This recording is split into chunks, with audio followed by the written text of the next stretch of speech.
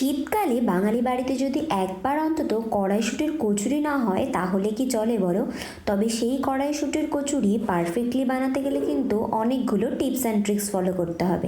আজকে সেটাই তোমাদের সাথে শেয়ার করব। তো প্রথমেই দেখো, কড়াইশুঁটিগুলো ছাড়িয়ে গরম জলে এখানে আমি দিয়ে দিচ্ছি। এটার মধ্যে দিয়ে দেবো অল্প করে একটু নুন, আর একবার ফুটে আসলেই কিন্তু নামিয়ে নেব। এগুলোকে সিদ্ধ করবো না, শুধু একবার ফুটে আসলেই নামিয়ে নিতে হবে। এবার বড় দেখে একটা মিক্সিং জার নিয়ে তার মধ্যে দিয়ে দিচ্ছি বেশ খানিকটা আদা কুচি, আর দিয়ে দেবো 3-4টে কাঁচা লঙ্কা, আর তার সাথে যে কড়াইশুঁটিগুলো ভাপিয়ে রেখেছিলাম সেগুলো জল ঝরিয়ে নিয়েছি, সেটাও দিয়ে দিচ্ছি মিক্সিং জারে। এটাকে কিন্তু ঠান্ডা করে তারপর পেস্টটা করতে হবে। কড়াইশুঁটিগুলো পুরোপুরি ঠান্ডা হয়ে গেছে, এখন আমি এটাকে একদম ফাইন একটা পেস্ট করে নেব। একটুও দানা রাখলে চলবে না, একদম পেস্টটা ফাইন হতে হবে, আর জল দিয়ে বাটলে কিন্তু হবে না। এবার নিয়ে নিচ্ছি ময়দা, তার মধ্যে দিয়ে দিচ্ছি সামান্য পরিমাণ একটু নুন আর একটু চিনি। এরপর দিয়ে দেবো অল্প করে একটু রিফাইন তেল, দিয়ে খুব ভালো করে ময়ম দিতে হবে। ময়দার ময়ম ঠিকঠাক না হলে কচুরি কিন্তু একদমই ঠিকঠাক হবে না, তাই এটাকে খুব ভালো করে ময়ম দিতে হবে। আর ময়ম দেওয়া হয়ে গেলে অল্প অল্প করে জল অ্যাড করবো এর মধ্যে, দিয়ে একটা ডো তৈরি করব।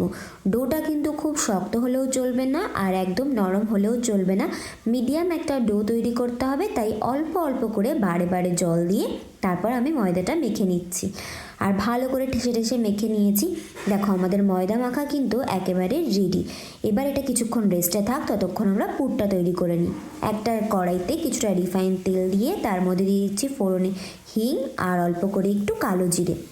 এরপর যে কড়াইশুঁটির পেস্টটা করে রেখেছিলাম সেটাও দিয়ে দিচ্ছি তেলের মধ্যে, দিয়ে এবার ভালো করে এটাকে নাড়াচাড়া করে নিতে হবে। এরপর ভালোভাবে মেশানো হয়ে গেলে এর মধ্যে দিয়ে দেব পরিমাণ মতো একটু নুন, আর দিয়ে দেবো অল্প করে একটু চিনি, আর সামান্য একদম একটু জিরের গুঁড়ো, আর সামান্য একটু ধনের গুঁড়ো দিয়ে দেব। এবার সবটা আবার ভালো করে মেশাতে হবে, যাতে সমস্ত মশলাটা ভালোভাবে সব জায়গায় মিশে যায়। আর যতক্ষণ না পর্যন্ত কড়াই থেকে ছেড়ে আসে ততক্ষণ পর্যন্ত পুরটা রান্না করতে হবে। তো দেখো, আমাদের পুর একদম রেডি, কড়াই থেকে ছেড়ে এসছে, আর দেখো একটুও কিন্তু দানা নেই।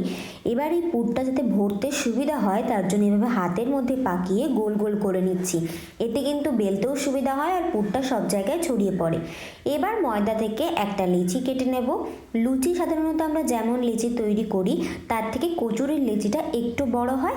এবার এই লেচিটাকে এভাবে হাত দিয়ে চেপে চেপে একটা গোল বাটির শেপ করে নেব, আর তার মধ্যে যে পুরের বলটা তৈরি করে রেখেছি সেটা দিয়ে এইভাবে ভালো করে মুখটা বন্ধ করে দিতে হবে। মুখটা ভালোভাবে বন্ধ করে তারপর কিন্তু আবার গোল করে পাকিয়ে নিতে হবে। এই টিপসগুলো ফলো করলেই কিন্তু কড়াইশুঁটির কচুরি বেলার সময় একটুও ফাটবে না, আর সব জায়গায় পুরটা সমানভাবে ছড়িয়ে যাবে। এবার বেলার সময় অল্প করে রিফাইন তেল দিয়ে হালকা হাতে এগুলোকে বেলতে হবে, আর একটা সাইডে বেলতে হবে, দুটো সাইড বেললে চলবে না। বেলার সময় হাত দিয়ে ঘুরিয়ে ঘুরিয়ে সব দিকে সমানভাবে পুরটাকে ছড়িয়ে দিতে হবে, তবে উল্টে কিন্তু বেলবো না। দেখো, আমাদের কচুরি বেলা হয়ে গেছে, আর দেখো পুরটা কিন্তু একটুও ফেটে বেরিয়ে যায়নি। এবার রিফাইন তেল গরম করে নিয়ে তার মধ্যে দিয়ে দিতে হবে এক একটা করে কচুরি, আর প্রত্যেকটা কচুরি হবে একদম সুন্দর ফুলকো ফুলকো। তোমাদের চোখের সামনে এইভাবে প্রত্যেকটা কচুরি কিন্তু ফুলে উঠবে, আর তোমরাও বাড়িতে ঠিক একই রকম কচুরি তৈরি করতে পারবে যদি সমস্ত টিপস ফলো করো। দেখো কি সুন্দর ফুলে উঠেছে। এবার আমরা এটাকে উল্টে দেব, আর দুটো সাইডকে ভালো করে ভেজে নেব। কচুরি বেলার সময় যদি ফেটে যায় তাহলে কিন্তু একদমই এরকম ফুলকো ফুলকো হবে না, তাই হালকা হাতে খুব সাবধানে বেলতে হবে। তো দেখো, আমাদের প্রথম কচুরিটা কিন্তু একদম রেডি। এবার এটা কড়াই থেকে আমরা তুলে নিচ্ছি। এভাবেই প্রত্যেকটা কচুরিকে আমি এক এক করে ভেজে নিয়েছি, আর প্রত্যেকটাই হয়েছে একদম ফুলকো ফুলকো। তাই তোমরাও দেরি না করে বাড়িতে একদিন ঝটপট বানিয়ে ফেলো। শীতকালে যদি একবার কড়াইশুঁটির কচুরি না তৈরি হয় তাহলে কিন্তু শীতকালটা একদমই জমে না। আর তোমাদের যদি আমার এই ভিডিওটা ভালো লাগে তাহলে অবশ্যই একটা লাইক করে দিও, চ্যানেলটা সাবস্ক্রাইব করে বেল আইকনটা ক্লিক করে রেখো, যাতে নতুন কোনো ভিডিও আপলোড হলেই তোমাদের কাছে নোটিফিকেশান পৌঁছে যায়। দেখা হবে একটা নতুন ভিডিওতে একটা নতুন রেসিপির সাথে। ততক্ষণ পর্যন্ত সকলে সুস্থ থেকো, ভালো থেকো, টাটা।